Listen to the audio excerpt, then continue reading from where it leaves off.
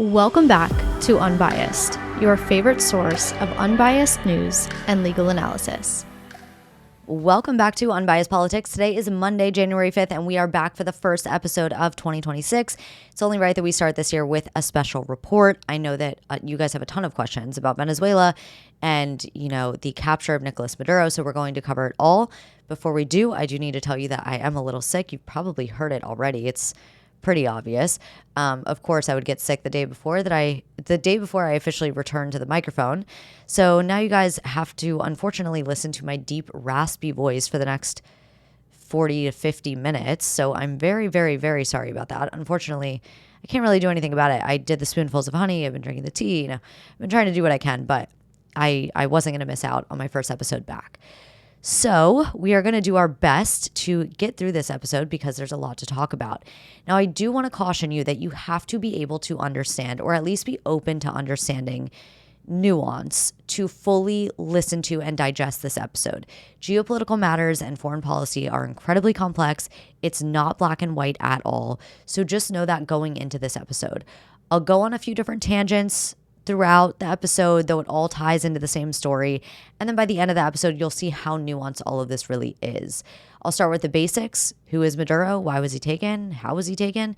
And then we'll get into the reactions on all sides, whether this broke international law and what that means, whether Trump needed congressional authorization to strike, and much, much more. So first, who is Nicolás Maduro?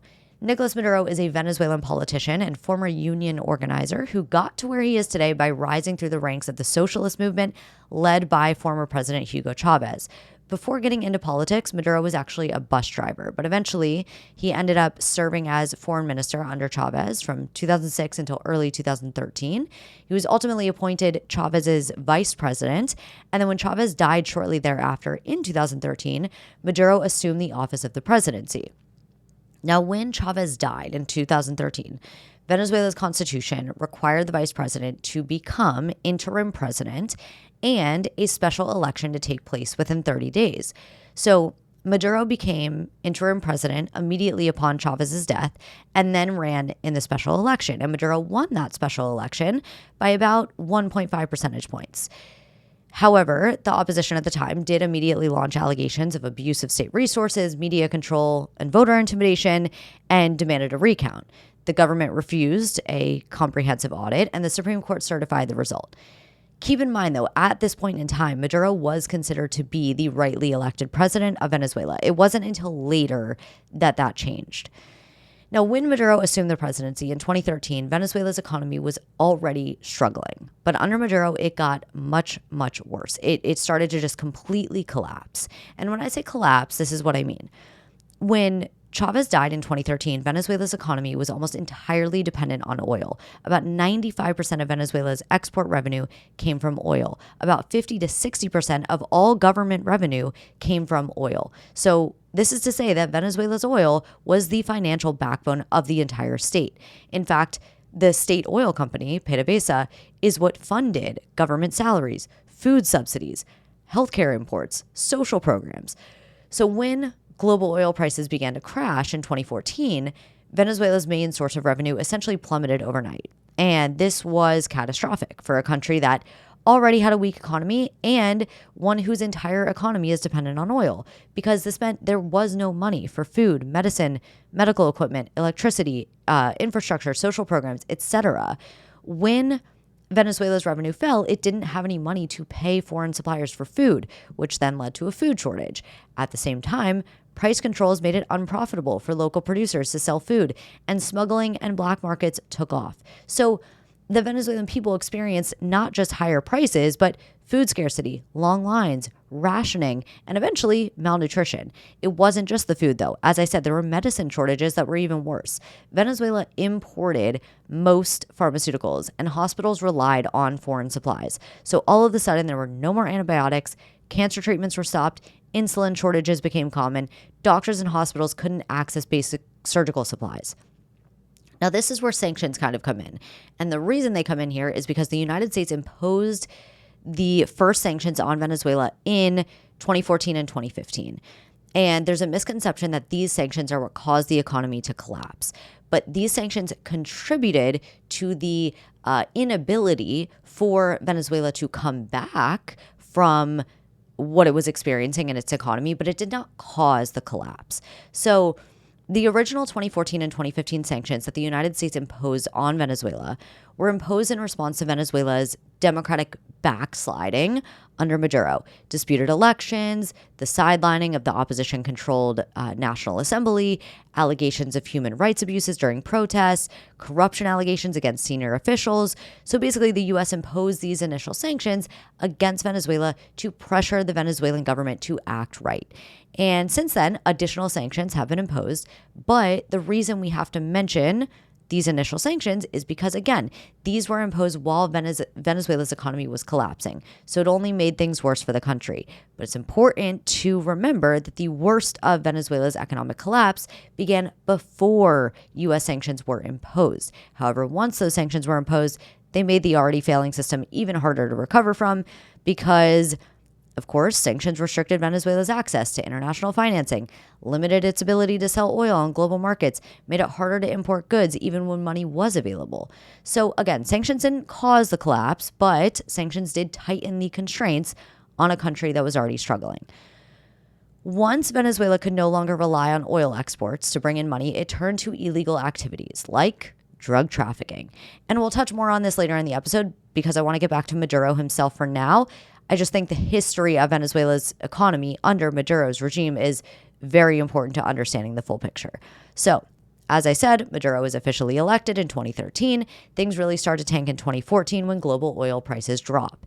In 2015, the opposition won control of the National Assembly, which the National Assembly plays a similar role in Venezuela as Congress plays here in the United States.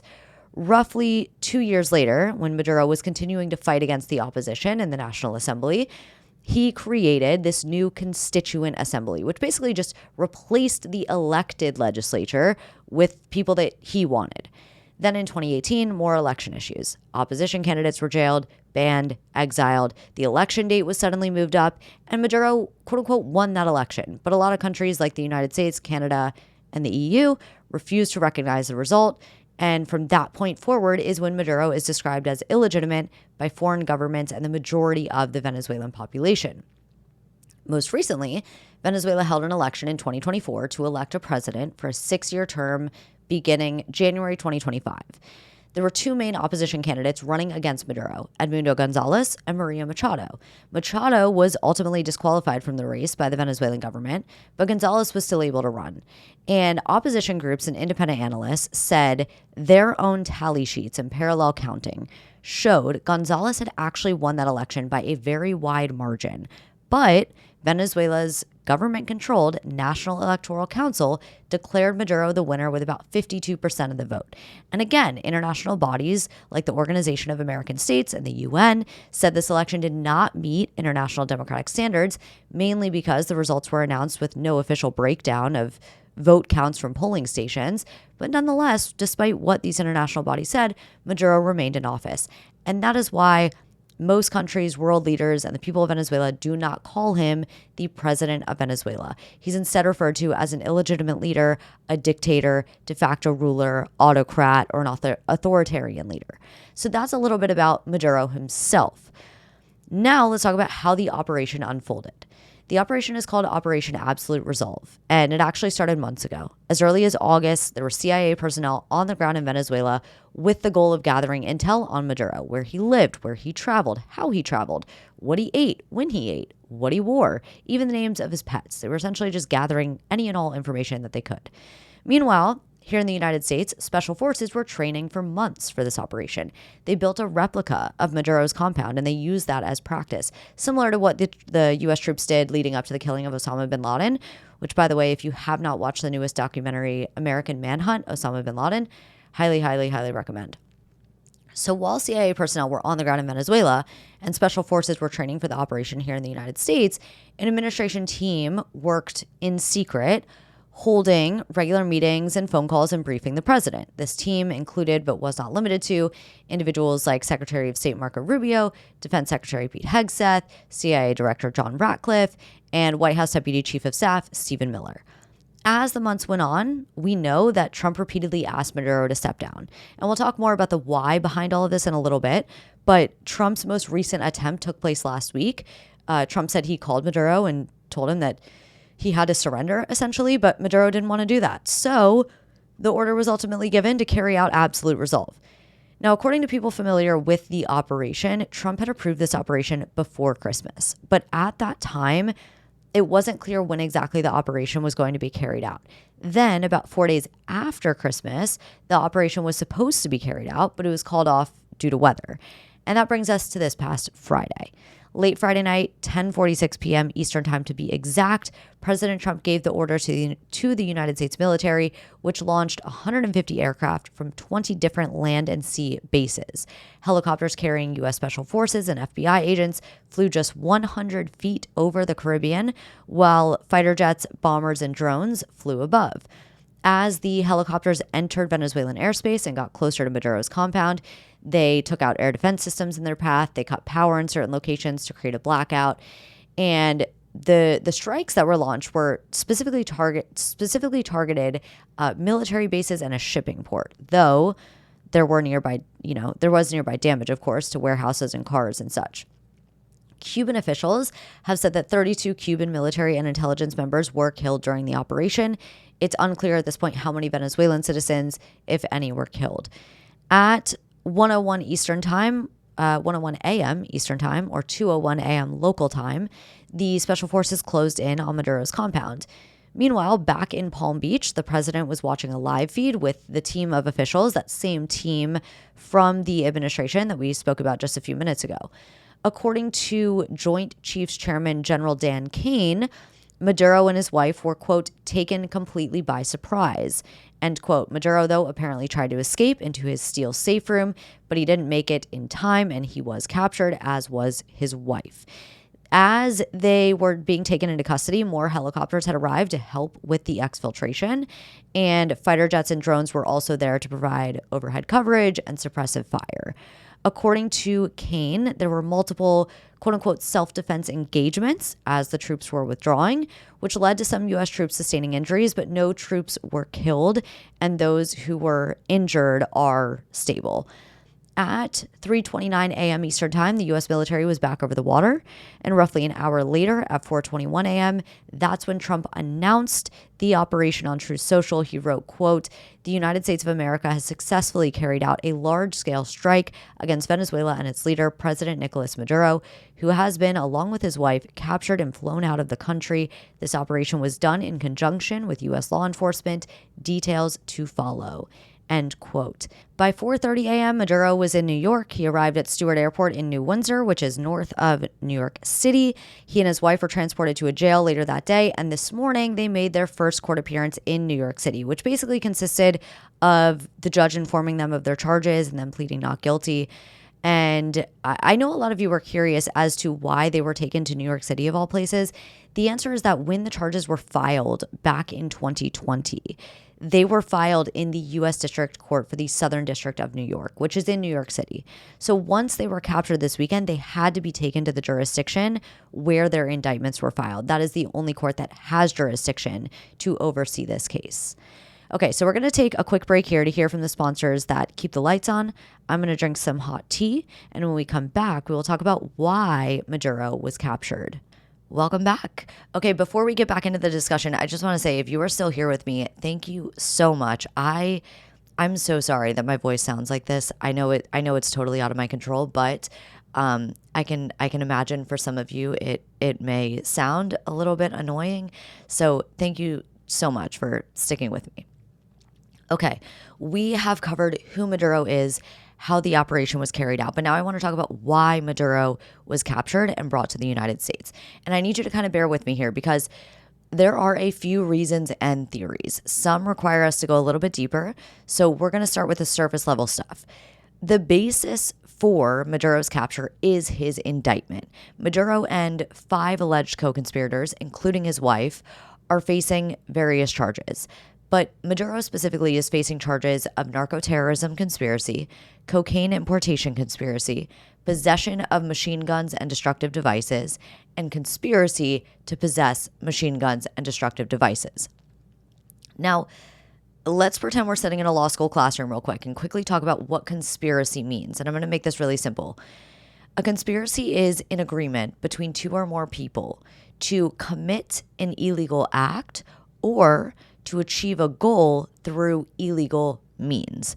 So, to engage in a conspiracy, there has to be a mutual understanding between at least two people with the specific intent to agree and an intent to achieve the criminal objective. That is a conspiracy. So when we see charges like narco-terrorism conspiracy, cocaine importation conspiracy, conspiracy to possess machine guns, it means that Maduro allegedly had an agreement with at least one other person to commit narco-terrorism, to import cocaine to the United States, and to possess machine guns. It's not that Maduro himself imported cocaine, otherwise his charge would be cocaine importation. That's different. It's that he had agreements with others to import cocaine. So I just want to make sure we're clear on the conspiracy part of these charges. The indictment alleges in part, quote, "For over 25 years, leaders of Venezuela have abused their positions of public trust and corrupted once legitimate institutions to import tons of cocaine into the United States. Nicolás Maduro is at the forefront of that corruption and has partnered with his co-conspirators to use his illegally obtained authority and the institutions he corroded to transport thousands of tons of cocaine into the United States. As Venezuela's president and now de facto ruler, Maduro allows cocaine-fueled corruption to flourish for his own benefit, for the benefit of members of his ruling regime, and for the benefit of his family members. Nicolás Maduro now sits atop a corrupt, illegitimate government that for decades has leveraged government power to protect and promote illegal activity, including drug trafficking. The cycle of narcotics-based corruption lines the pockets of Venezuelan officials and their families, while also benefiting violent narco-terrorists who operate with impunity on Venezuelan soil and who help produce, protect, and transport tons of cocaine to the United States.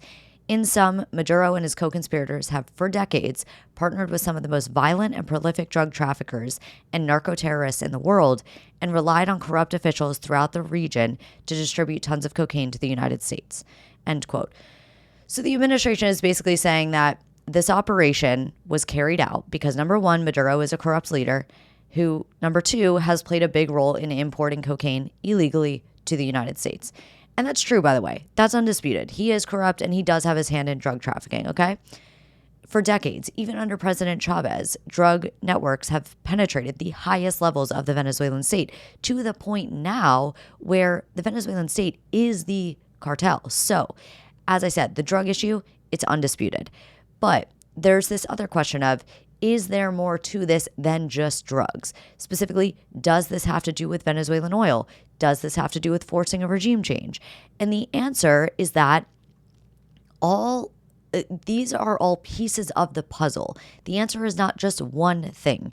It's all of it. So let's talk about the oil piece.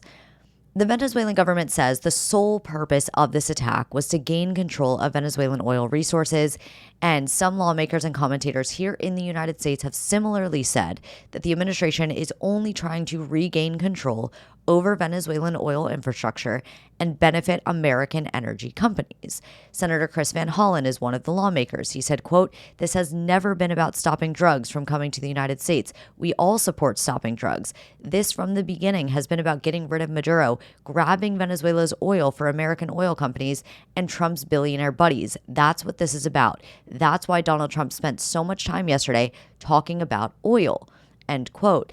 And the remarks that Van Hollen is referencing there were remarks made by Trump during his Saturday news conference after this operation. So Trump said during that news conference, quote, "We're going to stay in Venezuela until such time as the proper transition can take place. As everyone knows, the oil business in Venezuela has been a bust, a total bust for a long period of time. They were pumping almost nothing by comparison to what they could have been pumping and what could have taken place. We're going to have our very large United States oil companies, the biggest anywhere in the world, go in, spend billions of dollars, fix the badly broken infrastructure, and start making money for the country." end quote. He later said in that same news conference, quote, "We're going to rebuild the oil infrastructure, which will cost billions of dollars. It'll be paid for by the oil companies directly. They'll be reimbursed for what they're doing, but that's going to be paid, and we're going to get the oil flowing the way it should be," end quote. So is oil playing a part in Maduro's capture? Perhaps, but why? To understand the why, we have to take a look not only at history, but also at the geopolitical context. So first and foremost, Venezuela holds the world's largest crude oil reserves, estimated at more than 300 billion barrels.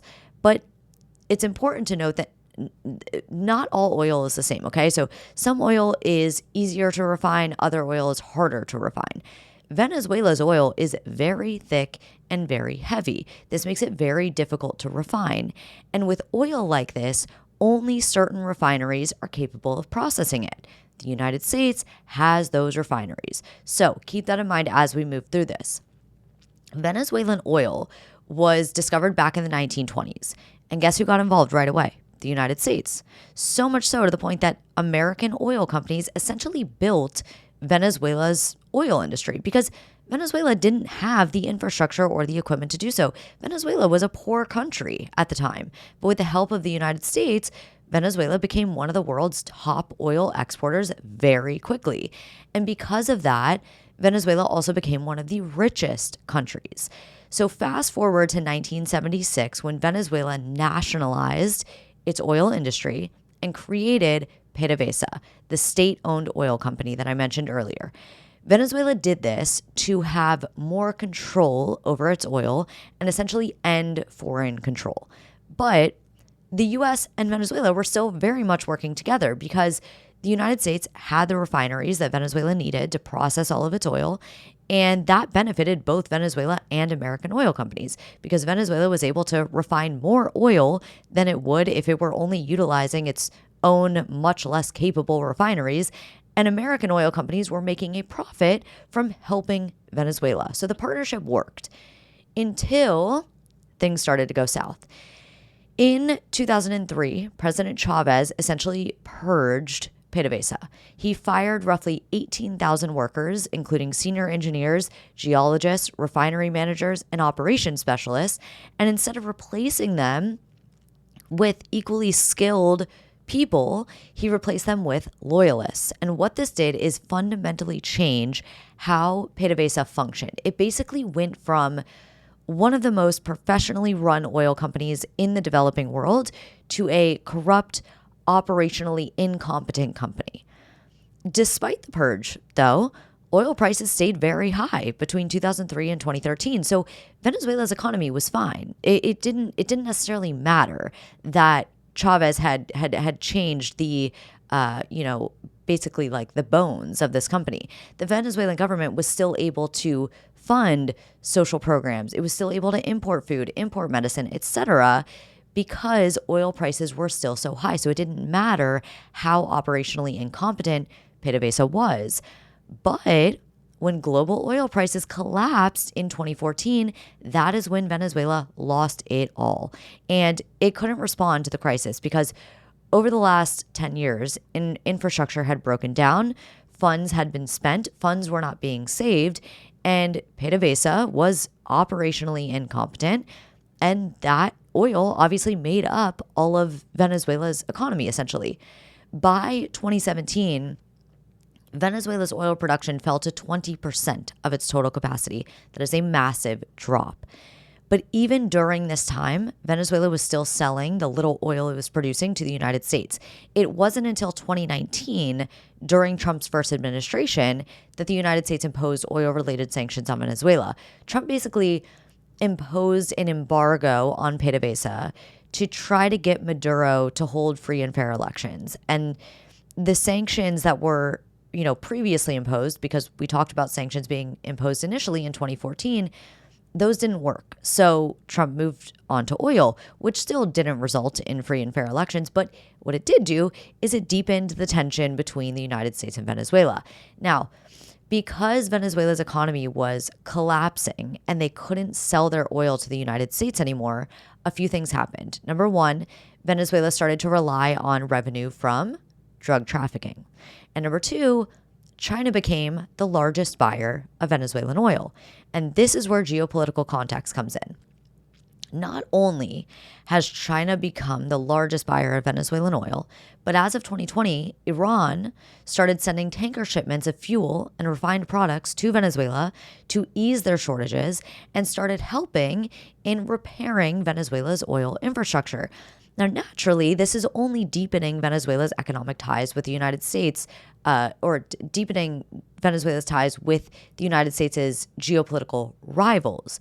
So, given the role oil is playing in bringing Venezuela closer to our adversaries, given Venezuela's location in the Western Hemisphere, and given Trump's remarks about U.S. oil companies investing in Venezuela's oil now that Maduro has been captured, some are arguing that oil was the primary motive for capturing Maduro and that this isn't about drugs. Others, though, say that's not the case. They cite the fact that just last month, or two months ago now, Maduro offered Trump all of Venezuela's resources, including Venezuela's oil, if Trump would just leave him alone. Because keep in mind, Trump has been trying to get Maduro to step down for months and months. So those people argue that if this was really just about oil, Trump could have just accepted Maduro's offer, but he didn't. Now, the third piece of this puzzle is regime change. Could this operation have been carried out to force a regime change in Venezuela? Possibly. And again, this theory goes back to a point that we've touched on multiple times throughout this episode, which is that the Venezuelan government is corrupt. Maduro is corrupt. He doesn't hold fair and free elections, despite the United States' multiple attempts to get him to cooperate. And the United States wants an ally in Venezuela. The United States doesn't want Venezuela to be an adversary that is helping China, Russia, and Iran. And one way for the United States to fix that is by forcing a regime change and getting Maduro out. But also, keep in mind, the regime is still very much in place despite this operation. Maduro's vice president, Delcy Rodriguez, is now the interim president in Venezuela. The interior minister, who currently has a $25 million price on his head and has been indicted by the United States, is still in place. The defense minister, who has deep ties to Russia and a $15 million price on his head, is still in place. So, yes, Maduro is gone, and that's potentially the start of a regime change. But the regime, for the most part, is still there.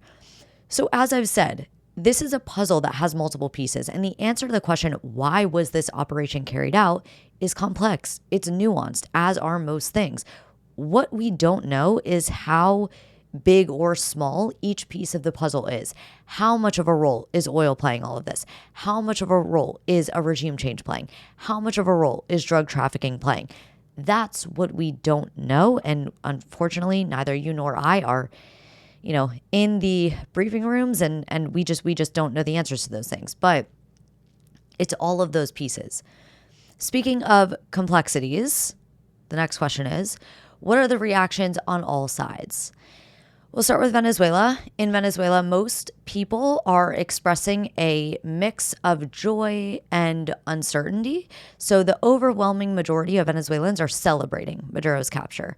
At the same time, though, they're hesitant, right? They don't know what to expect from here. So they see Maduro's capture as long-awaited justice and a great thing, but they're not sure what comes next, not only politically, but also in terms of stability. What will the interim government look like? Will true democracy be restored? How will Venezuelan sovereignty be handled under temporary U.S. influence? Will there be violence?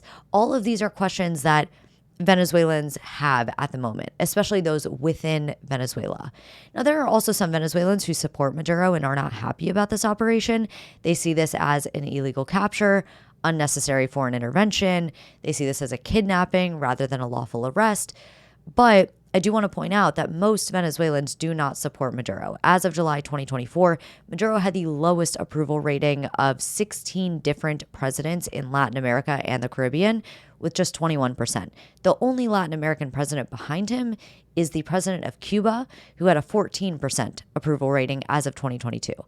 Here in the United States, the difference in opinion is very much along party lines. Those who don't like Trump generally oppose the action. Those who support Trump generally support the action. Republican leaders and many of Trump's allies are, praising the operation as a decisive enforcement and praising Trump's ability to take action given the longstanding indictments against Maduro, while Democratic leaders and critics have condemned the operation, and they argue that this was carried out without congressional approval and in violation of international law and could be illegal or destabilizing. So critics are arguing that this intervention oversteps constitutional war powers. It was done for selfish reasons, aka oil interests, and could jeopardize U.S. security should adversaries take retaliatory action against the United States.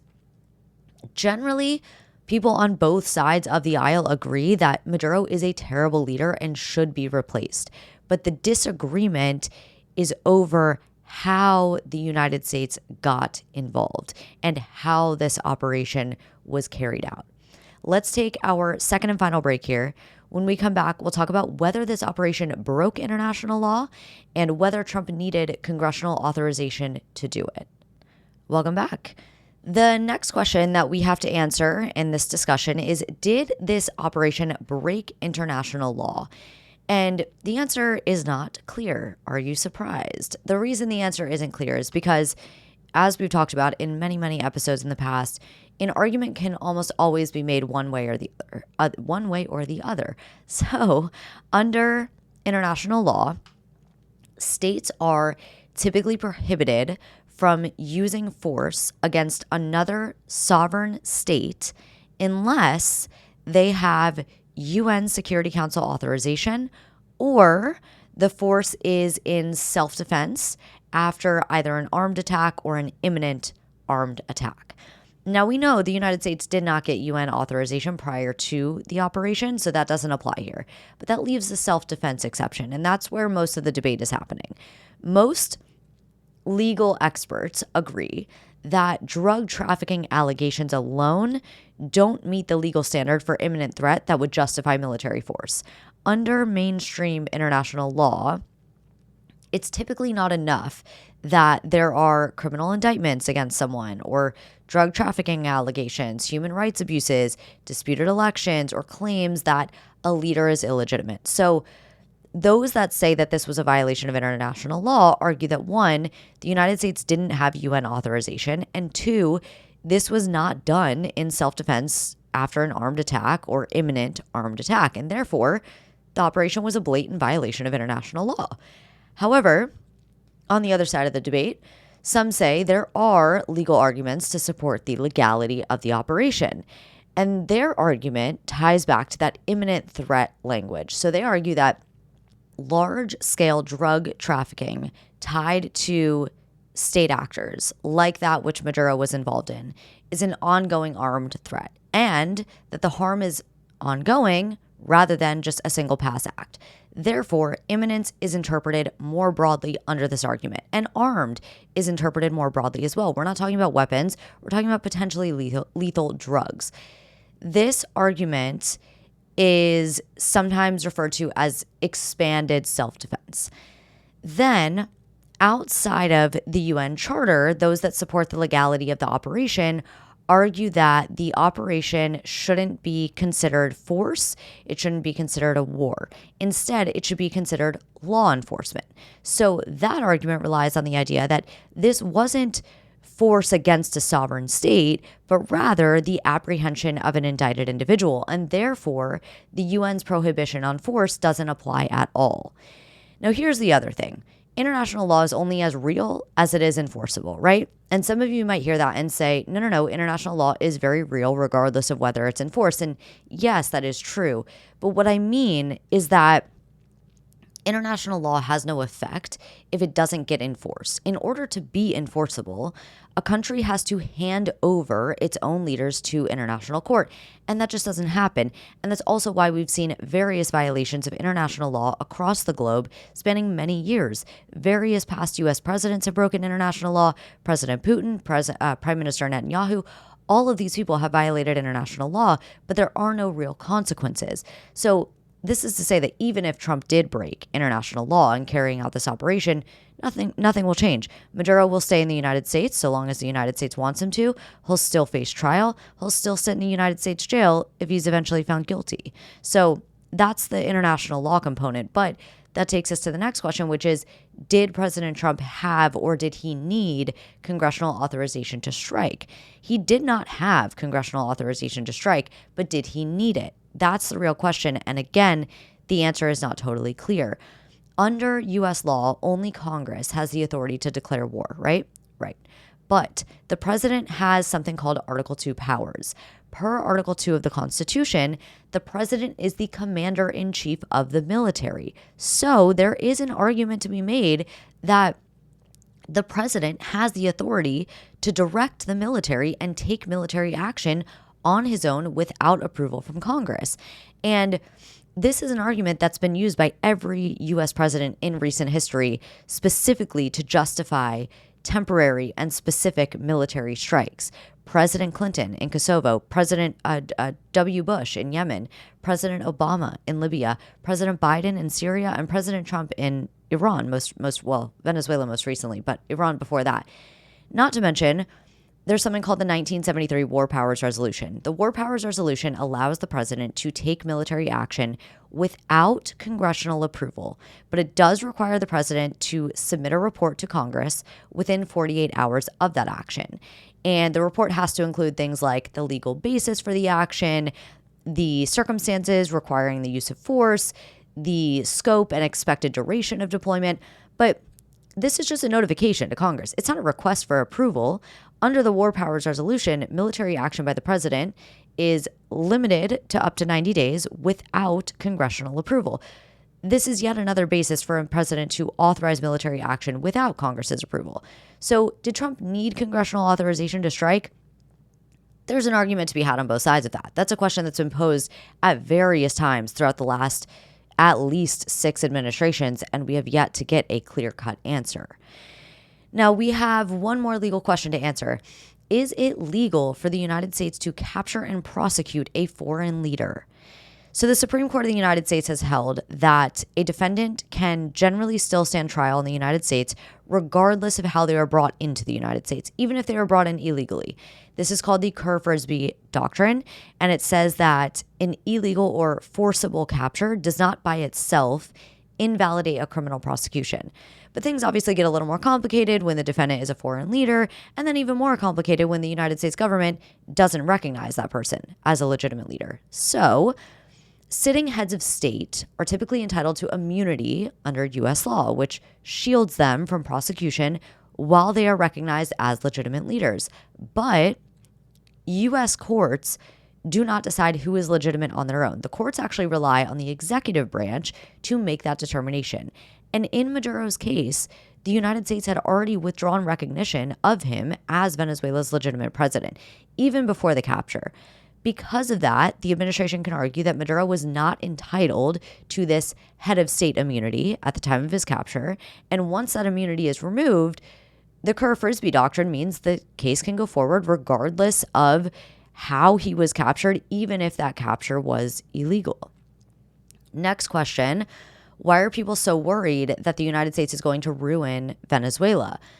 This concern stems from past United States interventions that resulted in instability. So the most cited example is the Iraq War. When Saddam Hussein was captured and removed as Iraq's leader in 2003, the Iraqi state was not necessarily prepared for what came next. And that dismantling resulted in sectarian violence, insurgency, long-term instability, and it just kind of like toppled the country. Another similar example is Libya. Following a U.S.-backed intervention in 2011, Libya never fully stabilized. It fragmented into rival governments, and it remains unstable to this day. So for critics, these examples suggest that while outside intervention, or intervention by the United States specifically, can easily remove a regime, the United States doesn't do a great job when it comes to building or helping to establish a new, reliable system of governance for the country's people. And without a new, stable system of governance, the ordinary citizens of a country are the ones that are the most negatively impacted. But then there's another layer of concern related to Venezuela's oil. Some critics are worried that the United States will now prioritize oil production over political stability, and that economic decisions for Venezuela will now be driven by foreign interests, aka U.S. interests, rather than the best interests of the Venezuelan people. At the same time, supporters of this operation argue that Venezuela's economy has already been shaped for years by corruption and mismanagement, and that many economic decisions have not reflected the will or needs of the Venezuelan people, so there's really limited downside to U.S. intervention. Now, before we jump off to the next question, I do want to quickly touch on the situations in the Middle East, because there have been some administration officials that have come out and touched on this concern where, Venezuela is going to be the next Iraq, or it's going to be the next Libya, or it's going to be the next Afghanistan. And officials have drawn a distinction between Venezuela and the Middle East. So basically they say, Venezuela has this big opportunity to be our ally, and we have a ton of interest in helping them and making the country rich again because they're in the Western Hemisphere, and we could work together in great ways. Whereas in the Middle East, the situation's different. It's just not that. So that's just to give you a little bit of a counter. Now, the second to last question, what does Trump mean when he says the United States will run Venezuela? We are not entirely sure, but this is what we know as of today. At the Saturday news conference, Trump said, quote, "We are going to run the country until such time as we can do a safe, proper, and judicious transition," end quote.